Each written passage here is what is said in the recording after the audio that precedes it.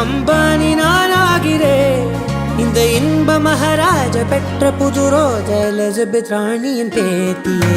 தாயே தாயே மகளன வந்தாய், தந்தை சிந்தை நலமுற வந்தாய்.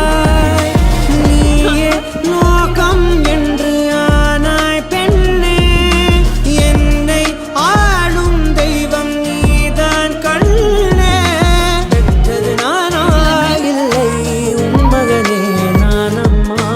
தாயே தாயே மகளன வந்தாய், தந்தை சிந்தை நலமுற வந்தாய்.